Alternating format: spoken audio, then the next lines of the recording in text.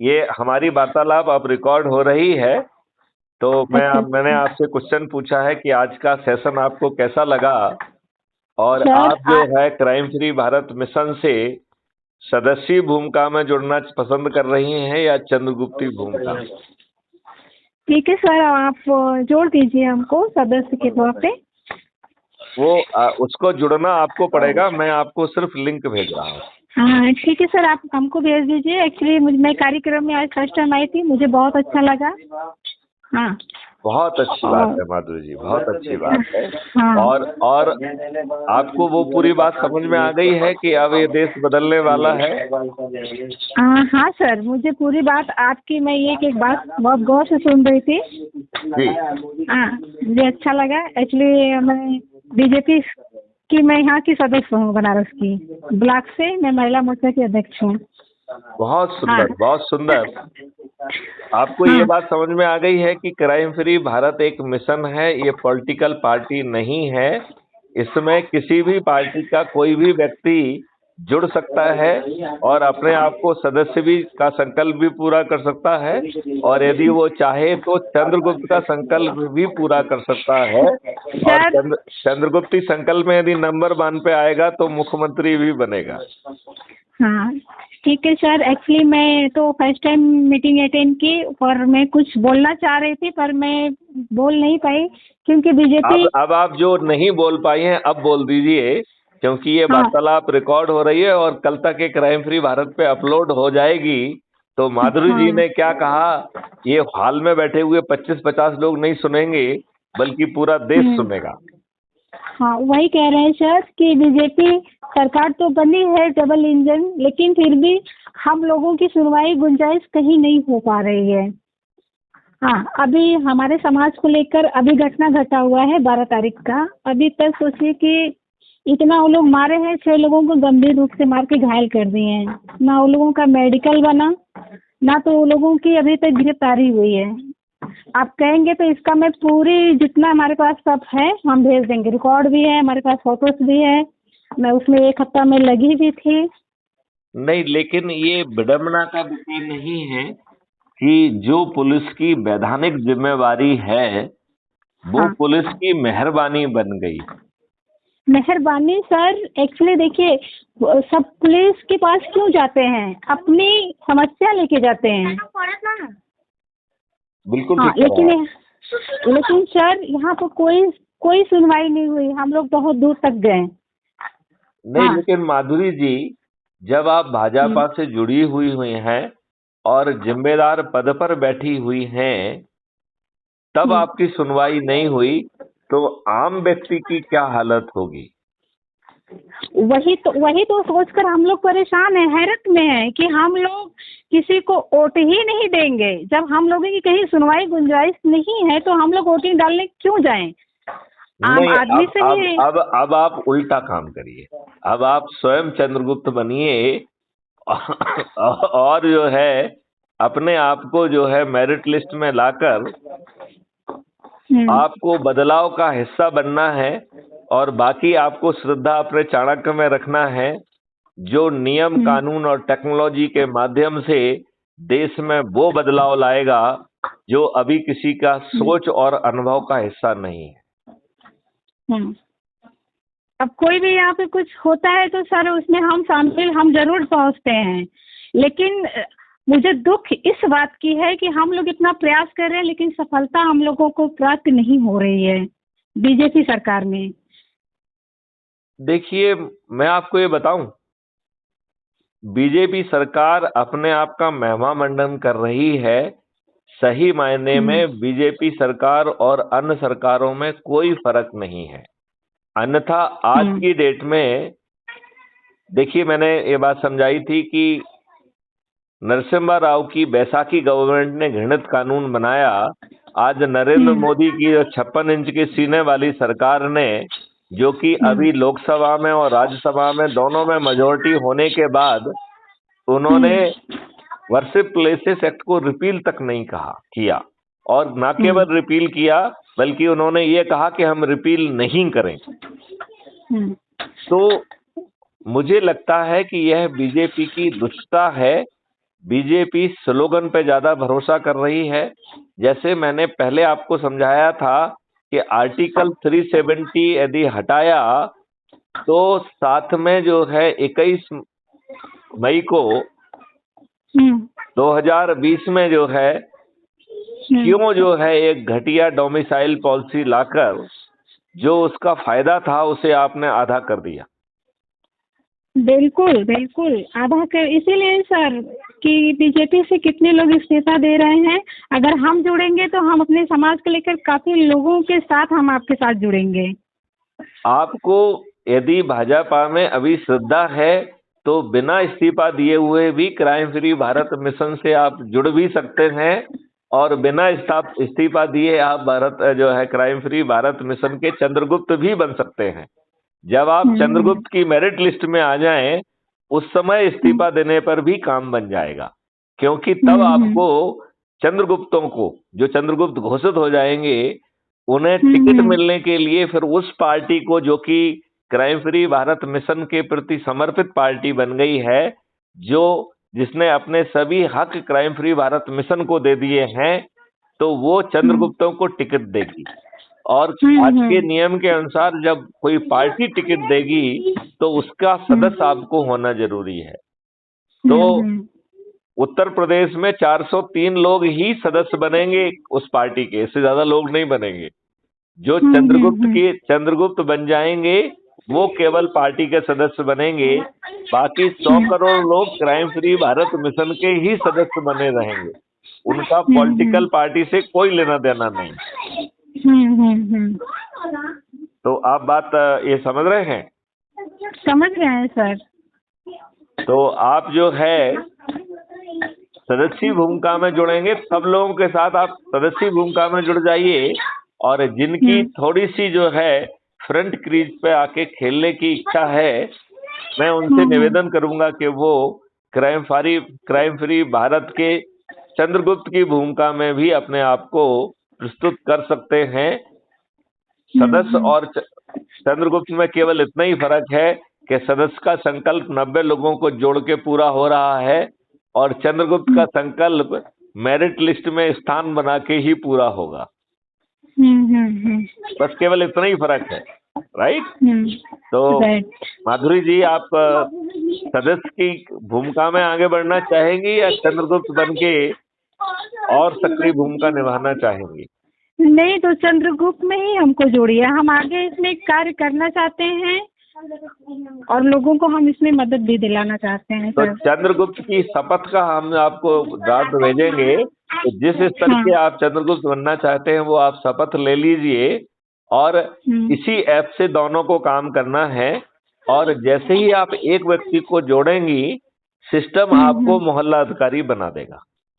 जैसे ही आप 3 व्यक्तियों को जोड़ेंगे वो आपको टाउन ऑफिसर बनाएगा। जैसे ही आप 5 लोगों को जोड़ेंगे तो वो आपको ब्लॉक अधिकारी बनाएगा। जैसे ही आप 10 लोगों को जोड़ेंगे वो आपको जिला अधिकारी बनाएगा। 50 लोगों को जोड़ने पर स्टेट अधिकारी बनाएगा और 100 लोगों को जोड़ने पर राष्ट्रीय अधिकारी बनाएगा। और राष्ट्रीय अधिकारी बनने के बाद आपकी चंद्रगुप्त की यात्रा प्रारंभ होती है, राइट? राइट। तो फिर आपको अपने लोगों के साथ बैठ के चाय पीना है। क्राइम फ्री भारत के जो वीडियो आपको अच्छे लग रहे हैं यूट्यूब चैनल पे, उनको जो है आप शेयर करके साथ में बैठ के देख के और सामने वाले लोगों को सदस्य या चंद्रगुप्त के रूप में, या वो कुछ समझने के लिए समय चाहते हैं तो उन्हें विचाराधीन सदस्य के रूप में जोड़िए। ठीक है सर। और जो सबसे अधिक लोगों को जोड़ेगा वो चंद्रगुप्त प्रदेश का मुख्यमंत्री बनेगा और ऊपर के 30, 35, 40 जो जैसा एंटाइटलमेंट है जिस राज्य का, उतने लोग जो है वो मंत्री बनेंगे और वो मेरिट लिस्ट के आधार पर स्वतः मंत्री की सूची में पहुंच जाएंगे। तो मैथिली शरण गुप्त ने कोई भी अधिकार अपने पास नहीं रखा है। केवल मंत्री को क्या पोर्टफोलियो मिलेगा इस पे विचारण करके मैथिली शरण गुप्त डिसाइड करेंगे और मुख्यमंत्री तो खुद ही बन जाएगा। मुख्यमंत्री का तो डिसीजन भी मैथिली शरण गुप्त के हाथ में नहीं है। ठीक है ना। तो मैं आपसे अपेक्षा करूंगा कि अब आप ऊर्जा के साथ, शक्ति के साथ संगोष्ठियां करना चालू करिए।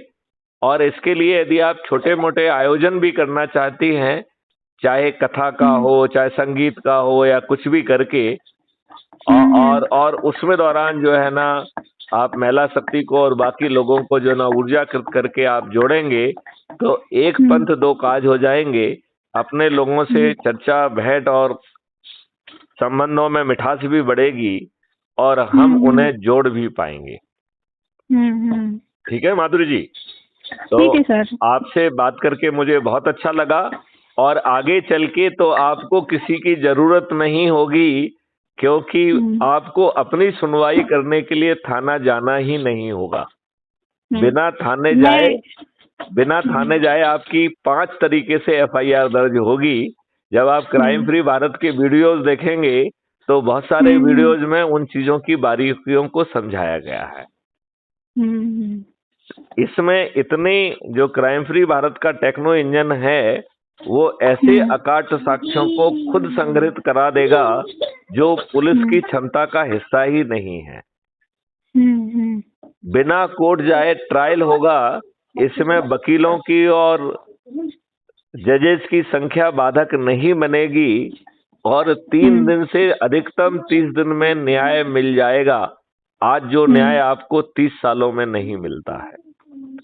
इसमें एक और सुंदरता है कि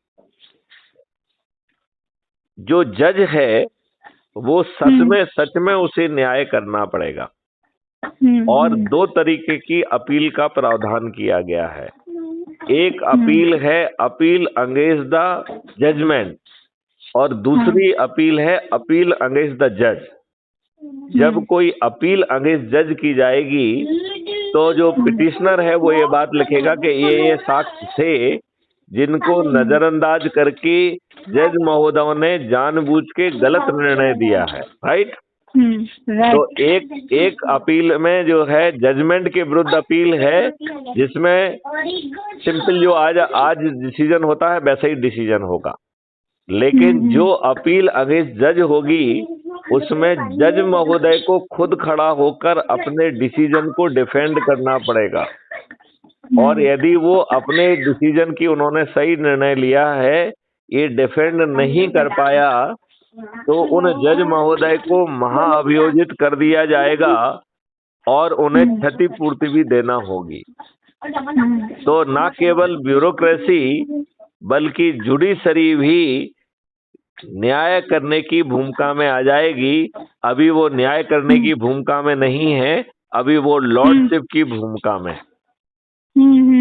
जुडिशरी में रोज अन्याय के फैसले हो रहे हैं। तो वो न्याय के लिए जनता कहाँ जाए?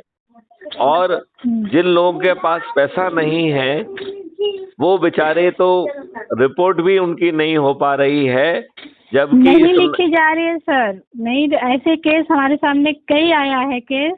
इसलिए हम लोगों को बीजेपी से एकदम सख्त नफरत हो गया है। हम लोग भले ही बनारस में रहते हैं, लेकिन हम लोग मोदी योगी चिल्लाते हैं ना। मैंने डाल दिया था, कुछ लोगों ने इसका विरोध भी किया।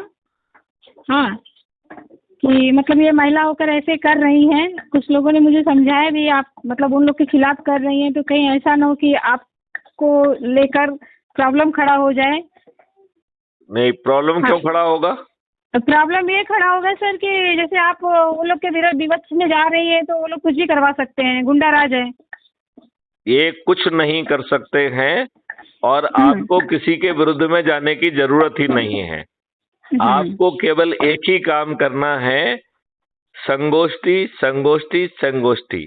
अपने परिचित लोगों के बीच में जाकर उनको जगाना है कि हमें 21 लक्ष्य पैदा जो है ना के साथ जो है इस देश को अपराध मुक्त और भ्रष्टाचार मुक्त बनाना है, जहां पर बिना थाने जाए आपकी सुनवाई भी होगी और थाने में बिना जाए आपको बात को रिपोर्ट करने के पैसे भी मिलेंगे, गवाही देने के पैसे भी मिलेंगे, जज को जजमेंट देने के पैसे मिलेंगे, वकील को बहस करने के पैसे मिलेंगे।